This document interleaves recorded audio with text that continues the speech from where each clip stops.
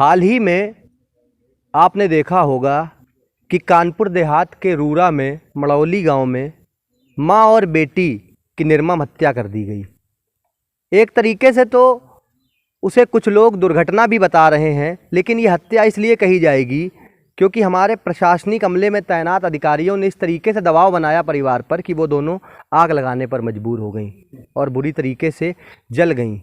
आम जनमानस के हृदय में उनके चिता की आंच ठंडी भी नहीं हो पाई थी कि एक दूसरी घटना ने कानपुर में सनसनी फैला दी है। बिजनू थाना क्षेत्र के अंतर्गत ग्राम अटवा मर्जापुर में कल एक लड़की की धारदार हथियार से गला रेतकर हत्या कर दी गई। हम लोग इस समय पर ग्राउंड जीरो पर मौजूद हैं। आप मेरे पीछे देख सकते हैं कि यह मकान जो है उस बेटी का मकान है और गांव के ही कुछ मनबड़ लोगों ने, जिनको बाहुबली या दमंग भी कहा जा सकता है, उन लोगों ने इस लड़की की हत्या कर दी। पीड़ित परिवार हमारे साथ में है। उस लड़की के दादा के लड़के परिवार के भाई हमारे साथ मौजूद हैं। आइए उनसे जानते हैं कि ये पूरा प्रकरण क्या था, विवाद क्या था और किस विवाद को लेकर इतनी बड़ी घटना को अंजाम दिया गया है। क्या नाम है आपका? राम रूप।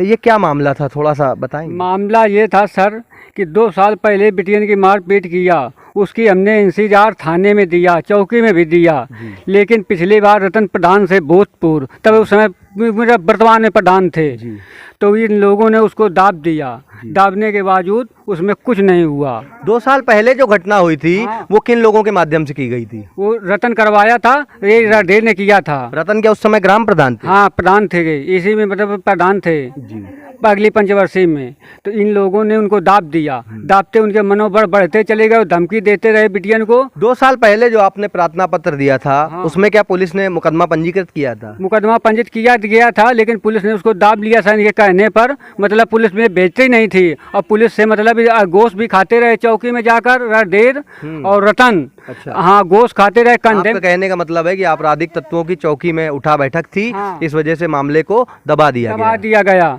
तो वो चौकी में मीट भी खाते रहे, मुर्गा भी खाते रहे, कंधे में हाथ धरकर पुलिस के चलते भी रहे।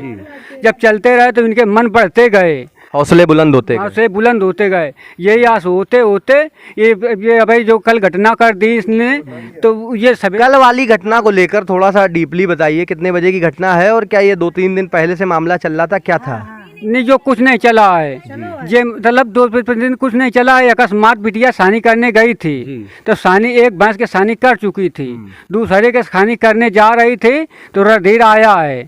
ये मतलब रतन और शिवा और ये सन्नाम, ये अगल बगल थे तीनों लोगों ने। तो इन लोगों ने उसकाला कि इस लड़की को काट डालो। इन्होंने बदतमीजी करने की कोशिश की, तो लड़की ने मतलब इनको हुआ किया, जवाब दिया कि हमसे दूर रहो, ऐसा मत करो हमारे साथ में। तो इन लोगों ने कि हमें तो इसको काट दो, नहीं अभी लोग बवाल हो जाएगा। मतलब अभी पुलिस भी आएगी, इनके भाई भी आ जाएंगे, गांव के प्रधान। अच्छा, इस पूरी घटना के बाद में जैसा कि प्रेस नोट में निकल कर आया है, पुलिस ने अपराधियों की गिरफ्तारी दिखाई है उसमें।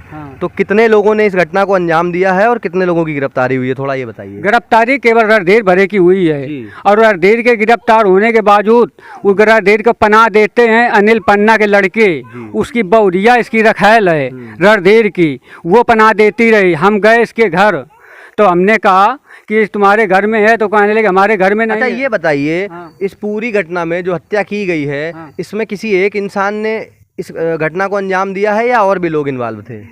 अंजाम में 3 थे, लेकिन घटना एक किया है फरसे से, 7 घाव किया है। रतन मतलब बगल में थे, उसके बाद रतन बढ़ावा देते बगल में थे, सन्नाम भी थे, करण का लड़का शिवा भी था बगल में। तो ये लोगों ने उसको बढ़ावा देते रहे, पुराने प्रधान ने रतन सिंह, तो ये रतन सिंह ने बढ़ावा जिंदगी से देते रहे कि तुम्हारा कुछ नहीं होगा, हम हैं जो कुछ हैं। तो जैसा कि आपने देखा कि जिस बहन की हत्या की गई है उसके भाई हमारे साथ में थे और भी लोग परिवार के हैं। उस बहन की छोटी बहन हमारे साथ में, आइए उससे भी जानते हैं वो थोड़ा मामले को किस तरीके से डिस्क्राइब करती है। क्या नाम है आपका? कोमल देवी। हाँ, तो ये जो घटना है, आपने कल हमने देखा कि आपने काफ़ी मीडिया को बयान दिए हैं, आप बताना चाहेंगे क्या मामला था?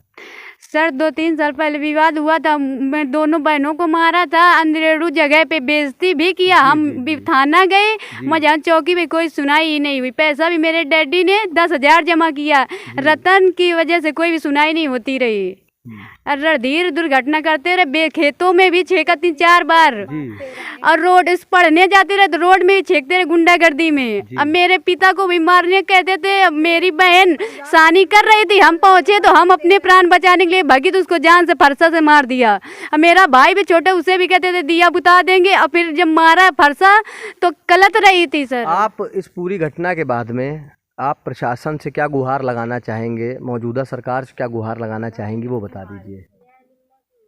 सर न्याय मिलना चाहिए और क्या मिले। तो जैसा कि आपने देखा कि परिवार कितना ज़्यादा मानसिक तौर पर द्रवित है, पीड़ित है। गांव के ही कुछ दबंगों ने 2 साल पहले भी इस परिवार की बच्चियों के साथ में एक निर्मम अपराध किया था। प्रार्थना पत्र दर्ज हुआ, थाने में मामला गया और पुलिस ने मामले को दबा दिया। हम यह भी कह सकते हैं कि मामले में चार्जशीट की जगह FIR लगा दी गई, FIR लग गई मामले में। लोकल लोगों का कहना है कि जो अपराधी था इस हत्या केस में जो पकड़ा गया है, चौकी में उसका उठना बैठना था, पुलिस के साथ में खाना पीना था। एक तरीके से कहा जाए कि भारत सरकार कितना भी नारी सशक्तिकरण को लेकर बड़े बड़े वादे कर ले, कुछ भी कर ले, लेकिन आम जनमानस के बीच में जो प्रशासन व्यवस्था, प्रशासन प्रणाली निकल कर आती है, कितने भी कानून बनाए जाते हैं वो मजबूत तरीके से लागू नहीं किए जाते हैं। इसी का उदाहरण है कि देश के अंदर लगातार नारियों को लेकर इतने बड़े बड़े अपराध किए जा रहे हैं, लगातार नारी प्रताड़ित की जा रही है और इतनी गंभीर हत्याएं और मामले हो जाते हैं। फिलहाल इस मामले में 3 से 4 लोग इन्वॉल्व थे, जिसमें से एक की गिरफ्तारी हो गई है। 3 लोग फरार हैं, हो सकता है पुलिस उनकी तलाश कर रही हो, बहुत जल्द उनकी भी गिरफ्तारी की जाएगी। आगे जो भी जानकारी निकल कर आएगी आपको IBN टुडे न्यूज़ के माध्यम से अवगत करा दिया जाएगा। कैमरामैन आशीष यादव के साथ मैं शिवांक अग्निहोत्री, IBN टुडे उत्तर प्रदेश।